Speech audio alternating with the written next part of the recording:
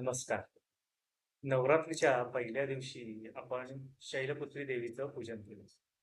आज आहे नवरात्राचा दुसरा दिवस आणि या दिवशी पूजली जाते ब्रह्मचारिणी देवी. या देवीचं स्वरूप, पूजाविधी आणि महत्त्व आज आपण जाणून घेणार.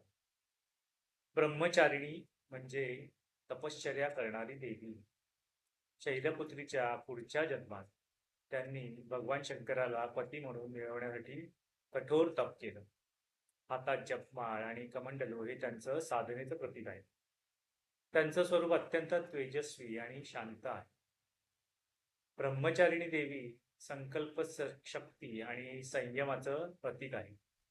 या दिवशी साधकाच्या स्वाधिष्ठान चक्राचं शुद्धीकरण होतं.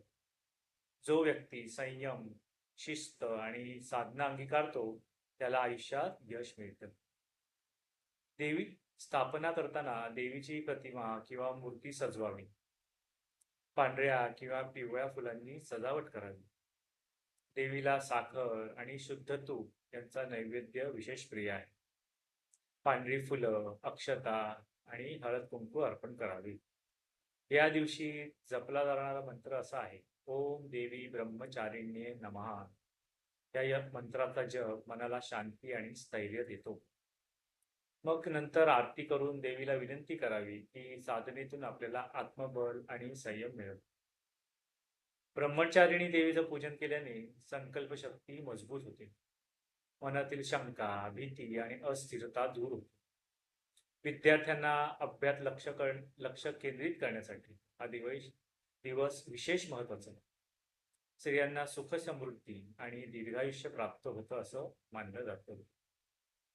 म्हणजेच नवरात्राच्या दुसऱ्या दिवशी पूजली जाणारी ब्रह्मचारिणी देवी आपल्याला संयम, साधना, दृढ निश्चय शिकवते. आपण तिच्या पूजेतून मनाचं शुद्धीकरण करून आयुष्याला योग्य दिशा देऊ शकतो.